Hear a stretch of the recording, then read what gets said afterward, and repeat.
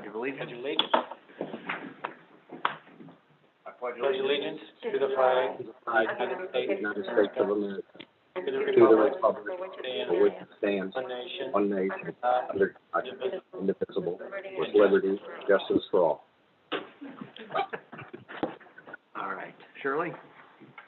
Roll call has been taken. Everybody is present but Kent Porter, and Chuck Davis is by Zoom, and you do have a quorum.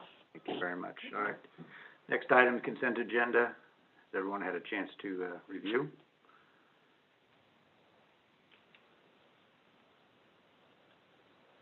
No issue.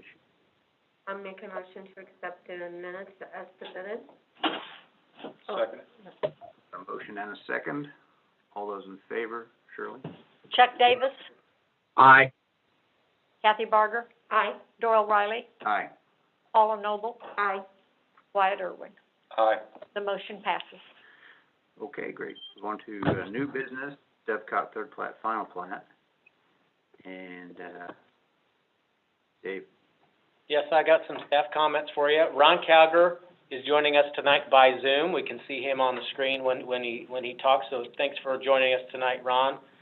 He's here on behalf of Town Properties and CP Group, proposing the Devcott third plat, final plat, subdivide approximately 15.6 acres into 31 single-family lots, an open space tract, and of course right-of-way and easements for that phase.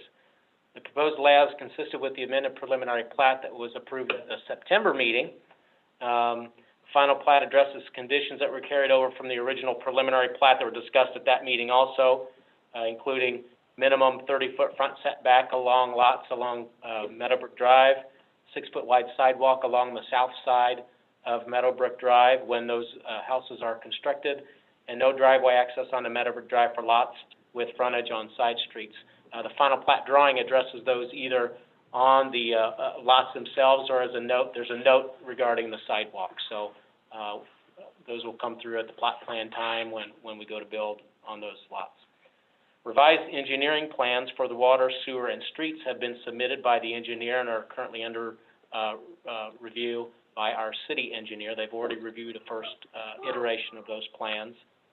A copy of the land disturbance permit has also been submitted by the developer as well. So they're ready. They're pretty ready to move right along. Subdivision agreement has been submitted, which will allow the parkland fee to be paid as part of the building permits, which is what we typically get anyway.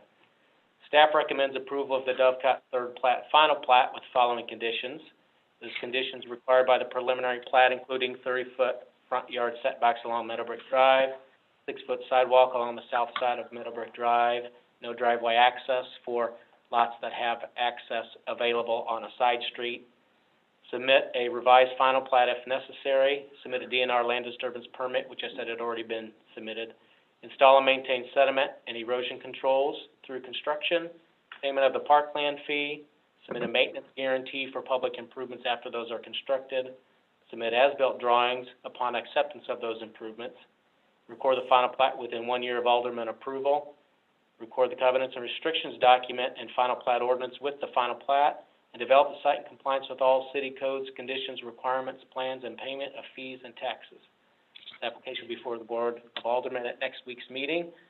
Staff's available for questions, and Ron Calger, as we said, is in the audience as well.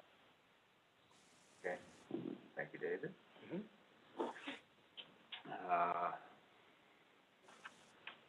Ron, do you have anything to add to what David brought up? This might be the easiest one ever, Doyle, so I'll just keep my mouth shut. I like it. I don't have any questions. I would just like, David, do we know now with this Meadowbrook Drive, is there still a possibility of connection, or is this going to be a dead end?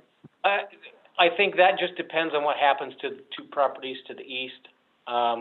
If you look at the plat up on the screen, this represents a property line. This represents a property line. This represents a property line. I think it's Sandbar. A Barr family owns this. I think it's a 7-acre tract. This is Mr. Handy's house, and it's on, I think, a 20-acre piece of ground.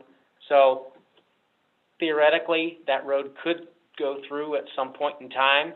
Okay. It may be years down the road before property and development it makes that valuable enough to extend a road through. In the near future, yeah, probably won't happen, but is it an impossibility? No. Okay.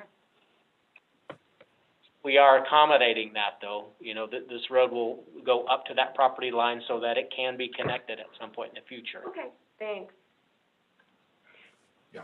Two of those locations, one to the east and one to the south. Right, yeah, there's still to the south as well. Okay. I guess that map, that would have been a little bit better view, the aerial map.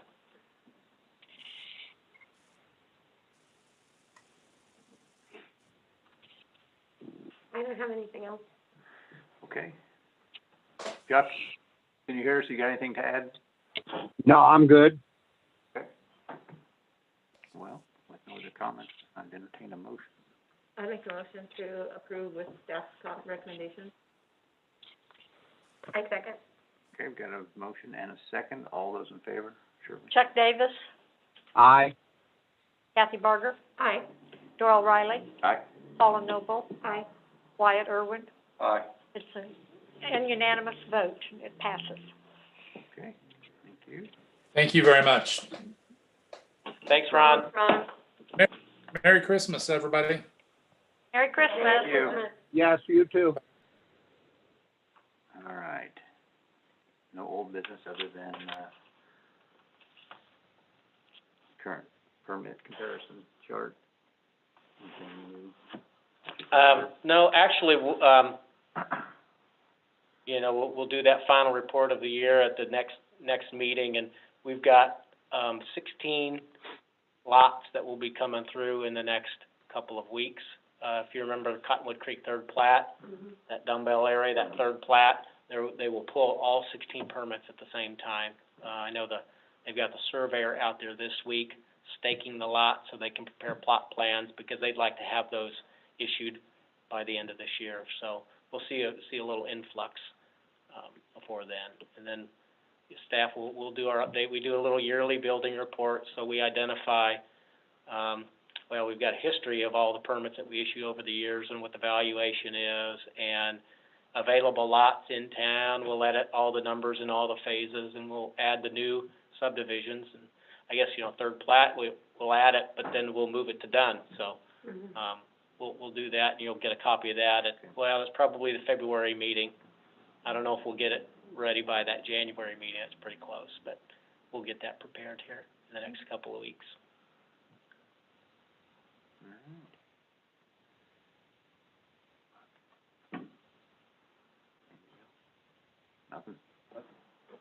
Chuck, you good? Yeah, I'm good. Just want to make a comment on Burger King. Man, there's been a lot of lines out there to that thing. Yeah, I agree. Mr. Whoppers. Now, we didn't have people complain about not getting their sandwiches or their drinks this time around. When Sonic came through, we had people complain to City Hall that they couldn't get their limeade. They drove 20 minutes to come to Sonic, and it was torn down. So, well, that's good. Appreciate that. The Burger King turned out pretty nice. Pretty nice. It does look nice. Yeah. I haven't been there for, 30-some years. Yeah. Take it in. All right. Motion adjourned. I make a motion to adjourn. Second that. Shirley? Chuck Davis, I didn't hear what was. Chuck, we're motioning to adjourn. Oh, okay. Aye. Kathy Barger, Aye. Doyle Riley, Aye. Paula Noble, Aye. Wyatt Irwin. Aye. It passes. He didn't have that far to go, did he? Chuck doesn't. No.